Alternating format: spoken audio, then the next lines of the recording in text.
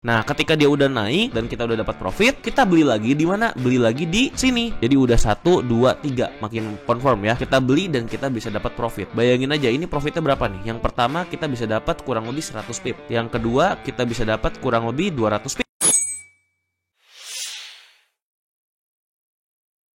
Halo teman-teman, balik lagi bareng gue Henitan di channel gue. Jadi kali ini gue akan bahas indikator yang banyak dipakai sama orang-orang, tapi masih banyak yang gak tahu settingan terbaik juga cara pemakaian yang benar seperti apa. Indikator ini terkenal dan sangat mudah dipakai. Indikator ini adalah moving average. Nah, tapi kebanyakan orang masih bingung pakai moving average karena memang ada beberapa variannya. Ada simple moving average, ada exponential moving average, ada yang moving average biasa doang. Juga ada periode-periodenya, ada yang 20, 30, 90, 50, 100, 150, 200, bahkan ada banyak settingannya teman-teman. Jadi kali ini gue akan sharingkan bagaimana sih cara gue menggunakan moving average ketika trading. Karena memang ketika kita menggunakan moving average itu banyak alirannya ya, banyak yang punya style masing-masing. Tapi kali ini gue akan share style gue supaya teman-teman bisa pertimbangkan apakah teman-teman mau ngikutin gue, mau pakai ilmu yang gue sharing ini untuk tambahan, atau bagaimanapun itu terserah teman-teman ya. Sebelum lanjut, jangan lupa untuk subscribe supaya teman-teman gak ketinggalan konten-konten edukasi trading gratis lainnya yang akan saya upload setiap hari. Oke, kalau gitu kita akan langsung aja menuju ke pembahasan. Apakah Bapak dan Ibu sudah lelah belajar ilmu trading? Ribuan indikator teknikal, ribuan materi teknikal, Fibonacci chart pattern, candlestick pattern, harmonic pattern, semuanya pusing. Tenang, Bapak Ibu tidak sendirian. Ikuti kelas Gold Hack. Di kelas Gold Hack ini, kami akan membagikan cara trading yang paling simple di marketku secara harian, di mana Bapak dan Ibu bisa mempraktekannya hanya 5 menit sehari tanpa perlu pakai indikator, ngapalin chart, pakai robot. Metode ini sendiri sudah kami praktekkan selama 5 tahun terakhir, dan di kelas nanti kami tidak akan bagikan terlalu banyak teori, tetapi kami akan langsung mempraktekkan bagaimana caranya trading langsung di market emas. Untuk Bapak dan Ibu yang mau tahu bagaimana caranya, Bapak dan Ibu bisa langsung klik saja link di bawahnya. Saya tunggu di kelas nanti.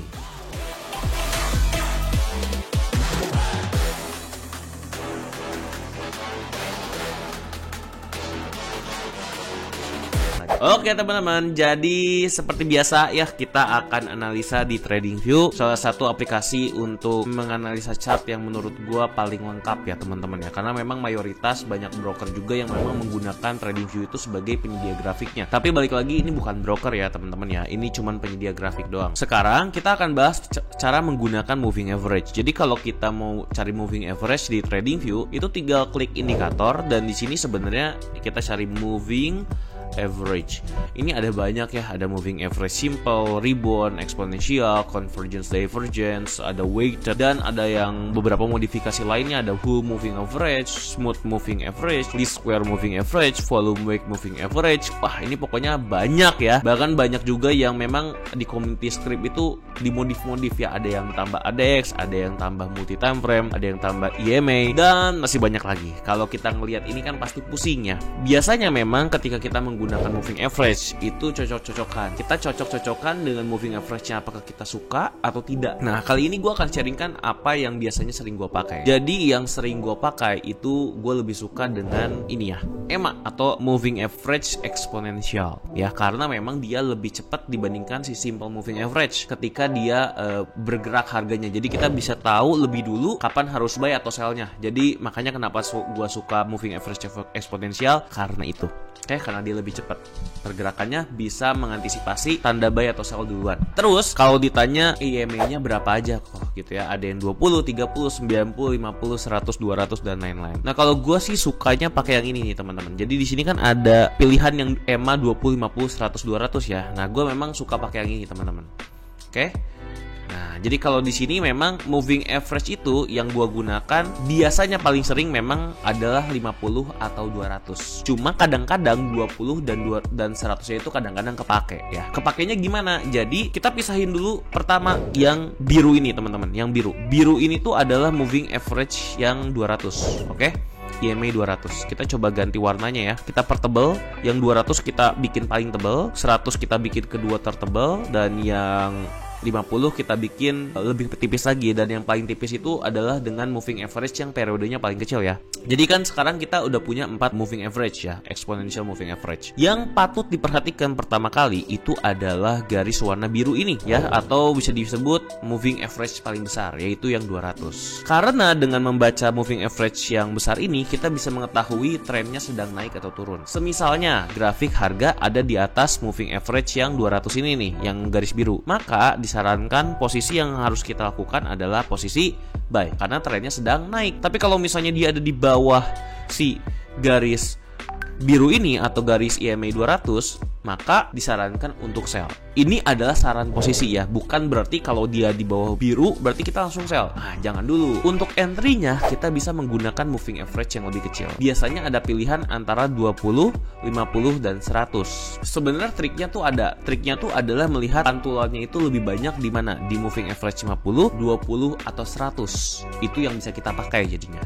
Ya, tapi kalau gue sih jujur aja paling sering pakai yang 50, jadi pakai yang oranye ini. Yang 100 dan 20 itu untuk kalibrasi. Maksudnya kalibrasi itu kalau pantulannya banyak di 20 atau 100, maka gue akan pakai di sana. Tapi kebanyakan sih gue patokannya di 50. Misal ya, kita coba lihat dari yang sini dulu ya. Ini kan lagi naik nih, ini lagi naik, oke?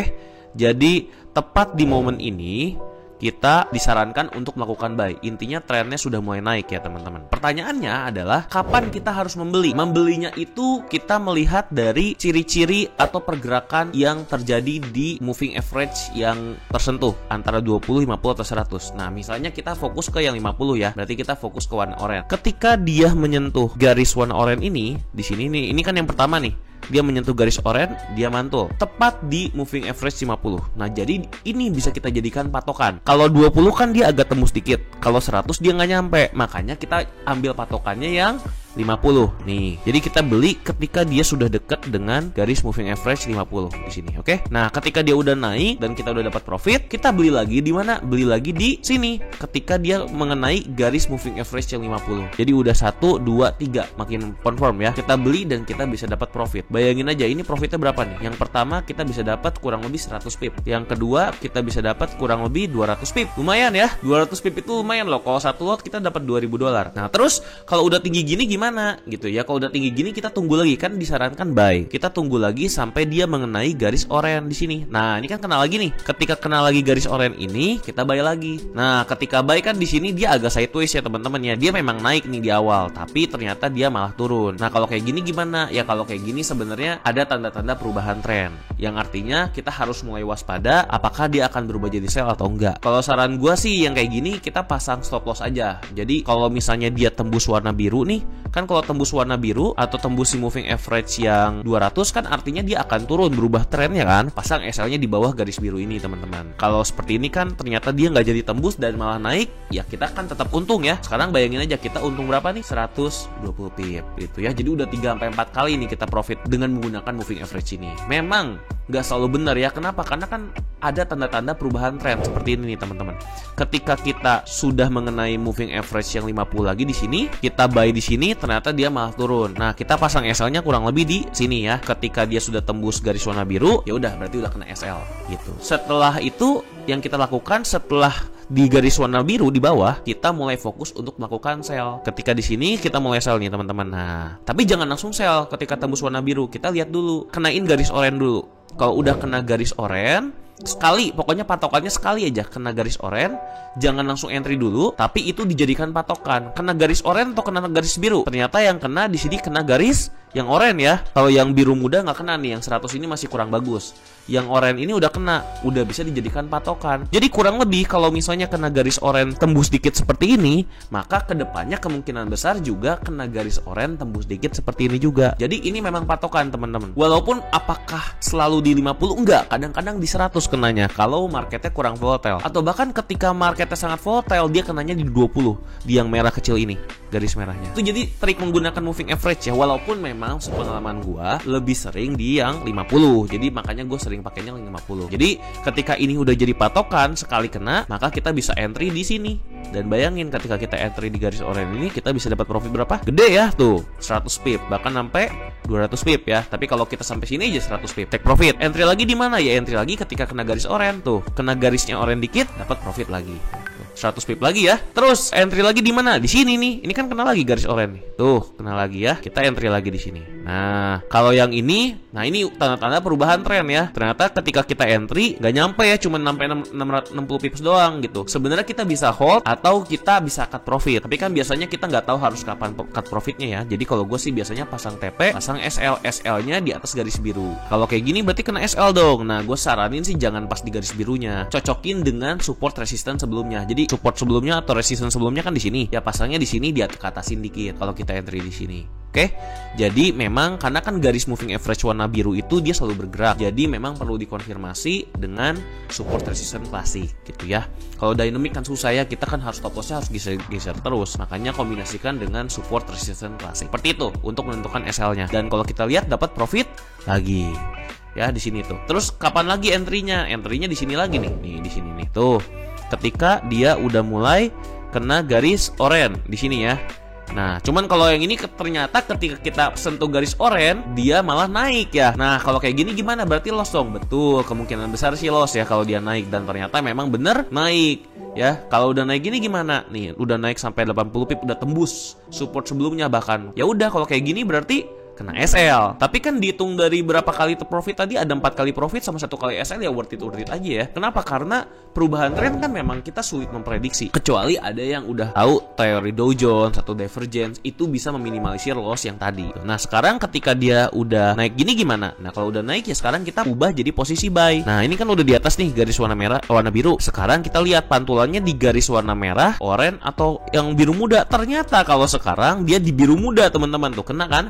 Di biru muda. Nah, sekarang ketika sudah di sini udah confirm 2 kali, patokannya itu bukan garis warna oranye lagi atau moving average 50. Ternyata karena volatilenya lebih rendah, dia kenanya di yang 100. Jadi kita entry ketika kena garis yang warna biru ini gitu. Itulah perubahannya. Jadi kita bisa pakai 50, 100 atau 20. Tuh, kalau saya sih pakai tiga-tiganya, kadang-kadang pakai 50 doang juga nggak apa-apa ya. Cuman 100 ini membantu nih. Jadi kita kalau buy-nya di yang 100 kan lebih akurat ya. Tuh karena kita ngelihat sepak terjang sebelumnya. Sepak terjang sebelumnya memang kena yang biru, bukan kena yang oranye. Jadi kalau ditanya, "Kok yang paling akurat 20, 50 atau 100?" Ya tergantung marketnya. Kalau volatilenya tinggi ya pasti 20. Kalau volatilenya sedang ya pasti 50. Kalau volatilenya rendah kemungkinan 100 atau 200. Itulah cara menggunakan moving average yang benar. Dan kalau kita lihat di sini 1 kali kena profit, 2 kali kena profit. Yang ini nggak kena kok. Nah, kalau yang ini kan beda lagi kasusnya ya. Ternyata volatilnya jadi lebih tinggi. Kita siap-siap aja dia akan turun. Ini grafiknya masih belum terjadi, tapi kita siap-siap aja. Nah, jadi kalau kita berharap untuk dia turun dulu sampai ke yang warna biru lalu memantul ke atas. Walaupun kan yang ini yang oranye, tapi kan lebih banyak yang biru. Jadi kita tetap pakai yang biru. Kecuali dia oranye terus. Nah, baru kita pakainya yang warna oranye. Kalau ini kan warna biru muda nih. Ya udah tunggu dulu sampai ke daerah ini ya. Kalau misalnya kita lihat ini adalah daerah supply demand yang kuat ya, banyak kena support resistance 1 2 3 4 5 6 tuh. Banyak ya. Maka kalau gue sih akan cenderung buy daerah sini sampai ke sini ya. Ini adalah daerah buy yang kuat. Kalau kena warna biru lebih kuat lagi. Kurang lebih seperti itu teman-teman ya. Cara mudah mempraktekkan moving average. Walaupun tempat lain banyak yang teori-teori 20, 30, 100, 200, tapi sebenarnya ujung-ujungnya ya moving average itu ya cuma konsep. Ketika kena moving average mantul di sana gitu, dengan mempertimbangkan seberapa volatile market saat itu. Jadi nggak ada yang kita bilang kayak moving average 20 paling akurat, nggak juga gitu. 50 paling akurat, enggak. Cuman kalau yang paling sering muncul mungkin 50, kadang 100, kadang 20. Kalau 200 memang umumnya dipakai untuk melihat trend market. Oke, teman-teman ya. Jadi sampai situ dulu penjelasan tentang moving average. Kalau memang masih ada yang belum jelas atau ada pertanyaan, tulis aja di kolom komentar. Nanti gue akan langsung jawab. Oke, itu aja yang bisa gue sampaikan pada video kali ini. Kalau teman-teman suka, jangan lupa subscribe dan sampai jumpa di video berikutnya. Bye-bye semuanya.